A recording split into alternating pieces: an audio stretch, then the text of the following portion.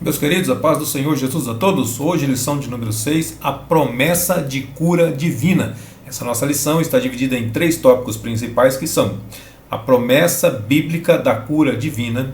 Segundo, origem e consequência das doenças no mundo. Terceiro, Jesus Cristo cura sim. Nosso texto áureo se encontra em Isaías, capítulo 53, versículo de número 4, que diz: verdadeiramente, Ele tomou sobre si nossas enfermidades e as nossas dores levou sobre si, e nós o reputamos por aflito e ferido de Deus e oprimido. A verdade prática diz que Jesus é o médico dos médicos e não há enfermidade que Ele não possa curar, ou seja, tudo é possível para o Senhor. Todas as enfermidades são passíveis de cura pelas mãos do nosso Senhor. A palavra-chave é cura divina. Primeiro tópico, a promessa bíblica da cura divina. Primeiro subtópico, a profecia messiânica de Isaías 53. Isaías 53, ele apresenta o Senhor Jesus como Messias. Isaías 53, versículos de 1 a 3 diz assim: quem deu crédito à nossa pregação? É uma pergunta que ele faz. Ele está pregando e está perguntando quem foi que deu crédito. Ele está pregando? Não, ele está profetizando, né? E a quem se manifestou o braço do Senhor? Versículo 2: porque foi subindo como renovo perante ele, e como raiz de uma terra seca, não tinha beleza nem formosura, e olhando nós para ele, não havia boa aparência nele para que o desejássemos. 3. Era desprezado e o mais rejeitado entre os homens, homem de dores e experimentado nos trabalhos, e como um de quem os homens escondiam o rosto, era desprezado e não fizemos dele caso algum. Então assim a obra do Calvário ela foi operada de forma completa, conforme diz o versículo 4 e 5 do mesmo capítulo de 53 de Isaías. Verdadeiramente ele tomou sobre si as nossas enfermidades e as nossas dores levou sobre si, e nós o reputávamos por aflito, ferido de Deus e oprimido, que esse é o nosso texto áureo, aí versículo 5. Mas ele foi ferido por causa das nossas transgressões e moído por causa das nossas iniquidades. O castigo que nos traz a paz estava sobre ele, e pelas suas pisaduras fomos sarados. Então nós podemos afirmar que Jesus Cristo, além de salvar, ele também cura. O segundo subtópico fala sobre o cumprimento profético no ministério de Jesus. Então Mateus capítulo 8, versículos 14 a 16 diz assim: e Jesus, entrando em casa de Pedro, viu a sogra deste acamada, ou a sogra deste significa a sogra de Pedro, tá? E com febre, versículo 15, e tocou-lhe a mão, e a febre a deixou, e levantou-se e serviu-os. Então automaticamente, imediatamente, quando Jesus tocou a mão da sogra de Pedro, ela já foi curada, instantaneamente, já se levantou e já começou a servi-los. Versículo 16, e chegada a tarde, trouxeram-lhe muitos endemoniados, e ele com a sua palavra expulsou os espíritos e curou todos os que estavam enfermos. Então ele acabou com todos aqueles que se achegaram a ele, todos aqueles que as pessoas levaram até ele, até Jesus. Ele expulsou todos os demônios, todos os espíritos malignos e curou todas as enfermidades de todos aqueles que estavam presentes ali. Aí Mateus ele se referiu a esse episódio da seguinte forma, na continuação, que é o versículo 17, Mateus 8, 17. Para que se cumprisse o que fora dito pelo profeta Isaías, que diz: ele tomou sobre si as nossas enfermidades e levou as nossas doenças, ou as nossas enfermidades, conforme a sua tradução. Então esse relato ele mostra que o plano da salvação de Deus levava em conta também a cura divina dos enfermos. Então não era só a salvação, mas também a cura. Não é somente a cura da alma, mas também a cura física. O terceiro subtópico fala sobre os ministros são chamados para orar e ungir os enfermos. Ungir nem todos os casos. Ao longo do Novo Testamento, os apóstolos, os demais e também os demais líderes e também a igreja primitiva, eles acreditavam no poder curador do Senhor Jesus, conforme está em Tiago capítulo 5, 14 e 15, diz assim: está alguém entre vós doente? É uma pergunta. Tem alguém doente entre vós? Chame os presbíteros da igreja e orem sobre ele, ungindo-o com azeite em nome do Senhor. O azeite aqui, irmãos, tem propriedades medicinais. Então o azeite ele foi muito utilizado, tinha várias utilizações, e uma dessas utilizações era a parte medicinal, ele funcionava como remédio. Então por isso que eles têm um costume de dizer sobre ungir com azeite. Mas assim, você vai encontrar no Novo Testamento essa passagem e uma passagem lá em Marcos também, não sei se é no capítulo 3 ou no capítulo 6, que vai falar sobre isso. Mas a Bíblia diz também que Jesus deu poder para eles para expulsar os demônios e para curar os enfermos. Não tinha necessidade nenhuma de azeite. Eles carregavam por tradição, porque já era costume deles fazer isso daí. Então, então, versículo 15: e a oração da fé salvará o doente. Percebe aqui? Então ele diz assim, chame os presbíteros da igreja, os presbíteros orem sobre ele, ungindo com azeite. Então tá bom, então vai orar sobre eles e vai ungir com azeite, certo? Então se a oração não der certo, o azeite funciona, né? Mas ele está dizendo assim, orar em nome de quem? Em nome do Senhor Jesus. Aí o versículo 15 ele complementa: e a oração da fé salvará o doente. Pode ver que não fala mais nada de azeite aqui. A oração da fé, então é a oração que salva o doente, é a oração que cura o doente. E o Senhor o levantará, e se houver cometido pecados, ser-lhe-ão perdoados. Então, testemunhos mostram que o Senhor Jesus ainda cura. Talvez você, Valdecir, eu não vejo mais acontecer, mas você já viu acontecer? Se você já viu acontecer, são testemunhos válidos, que você presenciou, você participou, então você sabe que realmente existe. Valdecir, existir não existe mais. Eu acho que a nossa falta de fé tem provocado isso daí. Porque se nós cremos, nós vamos orar pelas pessoas, mas nós não temos nem coragem de orar pelas pessoas. Tem um indivíduo ali que tem uma enfermidade, eu não vou orar não, porque Jesus não vai curar. Então já não tem fé. Se não tem fé, não tem como a pessoa se levantar. Então eu preciso ter fé. Às vezes a fé precisa partir da pessoa, como Jesus ele várias vezes ele disse assim: a tua fé te salvou. Ele curava as pessoas e ele dizia assim, ele fazia questão de dizer: a tua fé te salvou, foi a tua fé que te salvou, não fui eu, foi a tua fé. Então você acreditou, você buscou, então a tua fé te salvou. Então o que nós precisamos? Nós precisamos ter fé, nós precisamos acreditar. Eu vou orar, vai orar por orar? Orar por orar não adianta nada, tem que orar com fé, tem que orar tendo a convicção de que o Senhor vai fazer. Mas se ele não fizer não é culpa minha. Eu tenho a convicção, mas se ele não fizer não é culpa minha, porque quem cura é ele. Nós somos somente um canal. Eu sou um canal, você é um canal. Nós somos somente um canal. Quem cura é ele, quem faz é ele, através das nossas vidas. O resumo desse tópico diz que a obra de Cristo no Calvário ela foi operada de maneira completa, perfeita e plena, de modo que, além de ser redimido e liberto do império do pecado, o salvo também recebe a promessa da cura divina. O segundo tópico fala sobre origem e consequências das doenças no mundo. Teve um período, teve um momento que começou tudo, não foi, sempre existiu. Não foi sempre existiu. Houve um início, houve um começo, houve uma origem, e após essa origem teve as suas consequências. Primeiro subtópico fala sobre a origem das doenças no Éden. Olha só, então já vimos a localização geográfica onde que foi iniciado isso, né?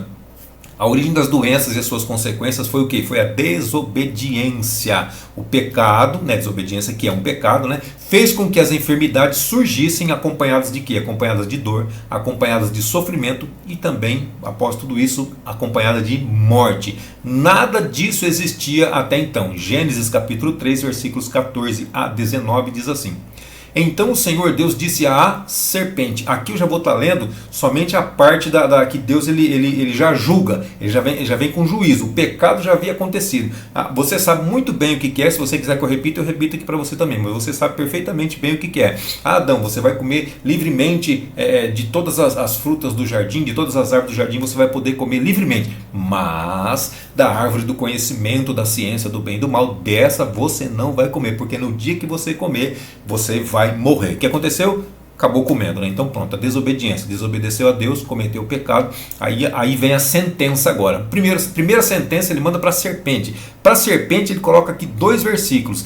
Para a mulher ele coloca 1 versículo, e para o homem ele coloca 3 versículos. Então a condenação pior era do homem, porque a ordem era para o homem. Então o Senhor Deus disse à serpente: porquanto fizeste isto, maldita será mais do que toda fera, e mais do que todos os animais do campo. Sobre o teu ventre perdi aqui, sobre o porém, maldito levanta todos os animais do campo, sobre o teu ventre andarás, e pó comerás todos os dias da tua vida, e porém inimizade entre ti e a mulher, entre a tua semente e a sua semente, esta te ferirá a cabeça, e tu lhe ferirás o calcanhar. Então foram 2 versículos aqui. Aí o versículo 16, Deus se direciona à mulher, e a mulher disse: multiplicarei grandemente a tua dor e a tua conceição. Com dor darás luz a filhos, e o teu desejo será para o teu marido, e ele te dominará. É um versículo só, mas é pesada a sentença da mulher também. Versículo 17, 18 e 19, que agora pertence ao homem, ou à humanidade, ao homem de um modo geral. E a Adão disse: porquanto destes ouvidos à voz de tua mulher, e comeste da árvore que te ordenei, dizendo: não comerás dela. Maldita é a terra por causa de ti. Peraí. Deus amaldiçoa a terra por causa do homem.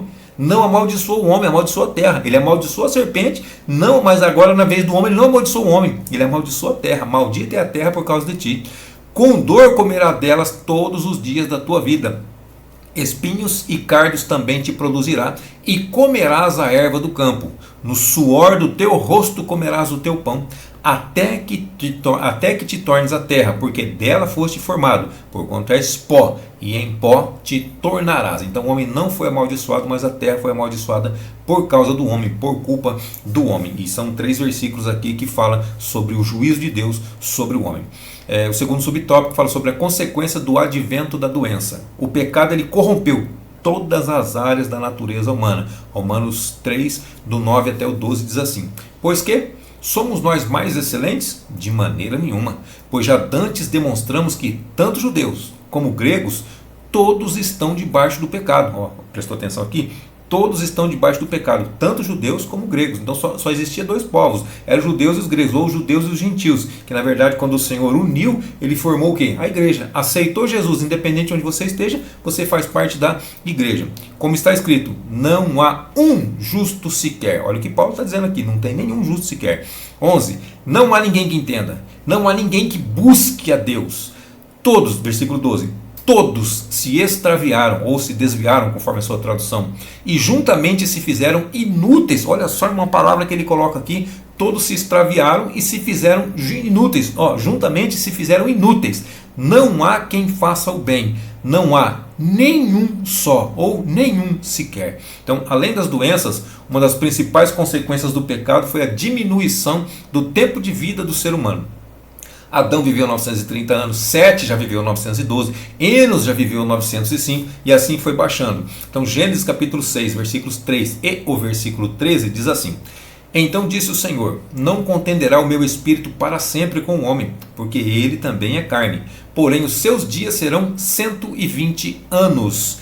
Então disse Deus a Noé: o fim de toda a carne é vindo perante a minha face, porque a terra está cheia de violência, e eis que os desfarei com a terra. Então Deus deu um prazo de 120 anos, ou seja, a vida do homem seria de 120 anos.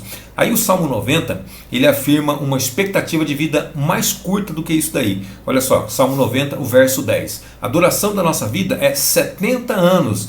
E se alguns, pela sua robustez, pela sua força, chegam a 80 anos, o melhor deles é canseira e enfado, pois passa rapidamente e nós voamos. Então ele já reduziu aqui para 70, podendo chegar até 80. Vou dizer, mas tem gente que tem 90 anos, tem gente que chega aos 100 anos. Sim, meu irmão, mas tudo que ele diz aqui é assim, 70 anos. Passou disso, é enfado e canseira. Não tem como ter uma vida como se for como um jovem, como um adolescente. Não, é enfado e é canseira, segundo o que a própria Bíblia diz. Então o fato é que com o pecado e as doenças, o ser humano ele teve tempo da sua vida reduzido, diminuído. Terceiro subtópico fala sobre a proliferação de doenças. Então, ao longo da história, nós presenciamos a proliferação de diversas doenças, diversos tipos de doenças. Nós fizemos aqui uma classificação em 2 ordens básicas: física e mental. Então vamos lá. A área física, então é a cardíaca, né, do coração, é diabetes, câncer e também outras que ceifam muitas vidas. Mental, tem Alzheimer, tem a própria depressão, que é a doença do século, que gera até mesmo suicídio, e diversos outros transtornos e também demências. Então essas e outras doenças afetam muitos de nossos irmãos em Cristo, pois até mesmo os crentes, irmãos, eles não estão imunes às doenças. Não é porque é crente que vai estar imune à doença, e também não é porque está doente que é certeza que o Senhor vai curar. Também não. Nós temos promessa de cura? Sim. Todo mundo vai ser curado? Não. Então, muitos são enganados com falsas promessas de curas e por isso não procuram ajuda médica. Não, o Senhor manda dizer que vai te curar. O que a pessoa faz? A pessoa não procura médico. Já que o Senhor vai curar, então ela não procura médico. Agora, será que foi o Senhor mesmo que falou? O que ele está dizendo aqui é: muitos são enganados com falsas promessas. Então, fala em nome do Senhor, mas não foi o Senhor que falou. Então, muito cuidado com isso. O Senhor não me curou, então é porque Ele não me ama. Não, é porque não foi o Senhor que falou. Porque se o Senhor falar, pode ter certeza que Ele vai cumprir. Então, nosso corpo ele ainda não foi plenamente redimido, como diz Romanos 8:23. E não só ela, mas nós mesmos que temos as primícias do Espírito, também gememos em nós mesmos, esperando a adoção, a saber, a redenção do nosso corpo. Quando isso acontecer, não tem mais tristeza, não tem mais dor, não tem mais morte, não tem mais sofrimento, não tem mais angústia, não tem mais enfermidade, vai ser só alegria. Aí sim vai ser só alegria. Então por isso não é incompatível orar por cura. Não, irmão, temos que orar por cura e também ao mesmo tempo buscar auxílio dos médicos. Eu posso orar por cura e também buscar auxílio dos médicos? Claro, Deus não deixou os médicos aí, Deus não deu inteligência, sabedoria para o ser humano para poder utilizar as suas faculdades mentais para que possa curar outras pessoas? Sim. Então você pode orar pela pessoa e a pessoa pode buscar o médico sem nenhum problema também. Não é falta de fé não, mas é o que? É zelo. 1 Coríntios 6:19. Ou não sabeis que o vosso corpo é o templo do Espírito Santo? Então quando eu busco ajuda médica, quando eu peço oração, eu estou tendo zelo pelo meu corpo, que é o templo, que é a morada, que é a habitação do Espírito Santo de Deus, que habita em vós, proveniente de Deus, ele veio de Deus, e que não sois de vós mesmos.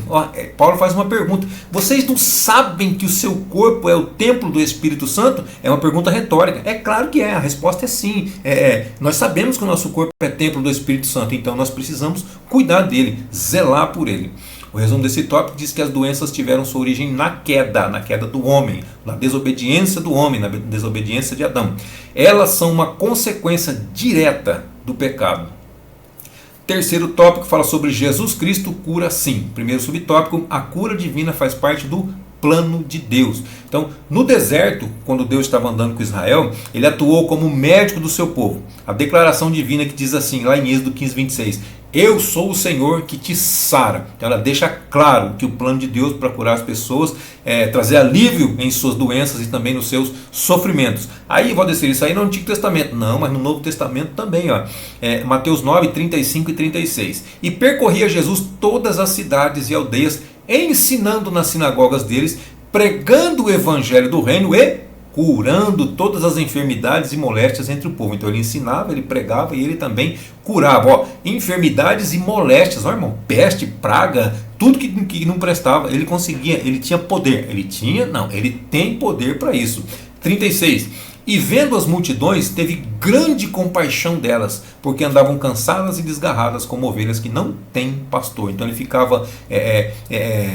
ele tinha compaixão das ovelhas, ele tinha misericórdia das ovelhas, das pessoas que eram como ovelhas que não tinham pastor, e ele chegava, ele ensinava, ele pregava e ele também curava essas pessoas.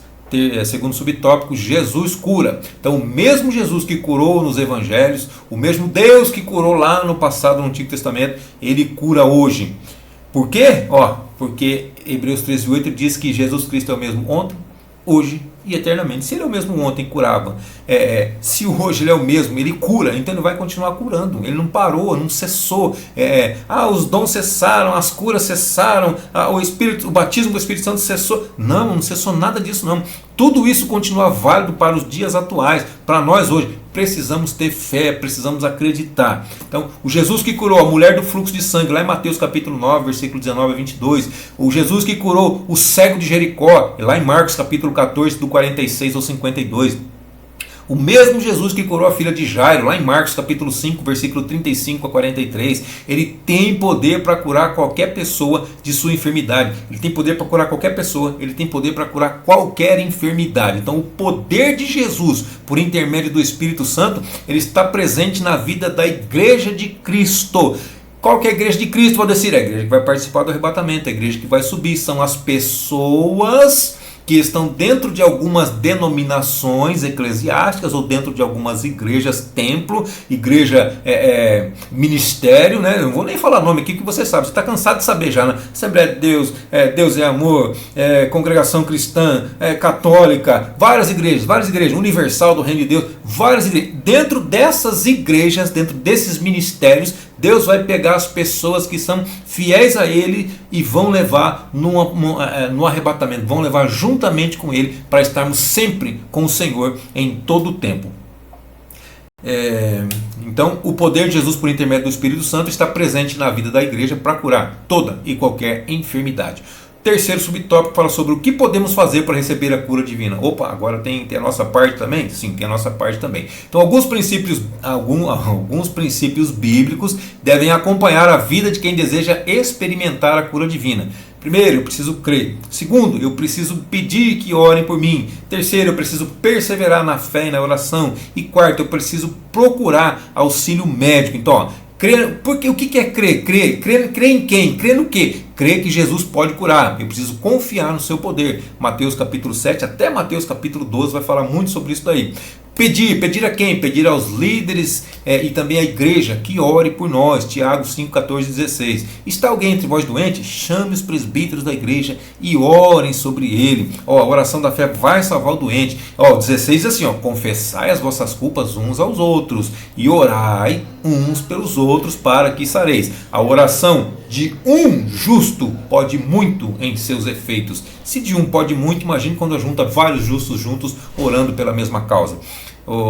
Perseverar na fé e perseverar na oração. Continua. Eu já orei, não preciso orar mais. Não, persevere. Eu já acreditei, não precisa acreditar. Continue acreditando, pois nem sempre o nosso tempo é o tempo de Deus. Você vai ver lá em Lucas capítulo 18, do versículo 1 a 8, vai falar sobre o juiz injusto. Então a mulher insistiu, até que ele fez justiça para ela. Nós também precisamos insistir. Se esse juiz era injusto e fez justiça, imagine o juiz dos juízes que é justíssimo. Ele vai fazer, com toda certeza ele vai fazer. Procurar auxílio médico é pecado? Não, pode procurar auxílio médico, deve procurar auxílio médico, quer para tratamento, quer para confirmar se a cura divina realmente foi recebida. Quero ter certeza de que Deus operou na minha vida e que o milagre aconteceu. Então vai lá, traz até um laudo médico para confirmar o milagre que Deus fez na sua vida. Deus ele usa os médicos e também cura de maneira sobrenatural, então ele pode fazer da maneira que ele quiser.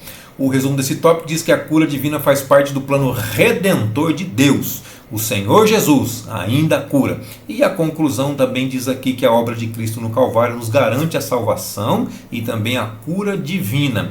Pelo nome de Jesus, nós podemos orar uns pelos outros para que haja a experiência de cura divina. Pode dizer, mas eu não tenho dom. Mas pode ser como sinais. Você pode não ter o dom, eu posso não ter o dom, mas ela pode ser como sinais. Estes sinais seguirão os que crerem. Em meu nome expulsarão demônios, curarão os enfermos. Então pode ser um sinal. Não precisa ser dom, mas pode ser um sinal. Mas se tiver o dom, melhor ainda, que cada vez que você impor a mão, é certeza que Deus vai operar. Então, o Senhor não mudou. Ele é o mesmo ontem, hoje e eternamente. Amém, queridos? Deus abençoe sua vida, sua saúde, seu ministério, suas finanças e até a nossa próxima aula, se assim Deus nos permitir.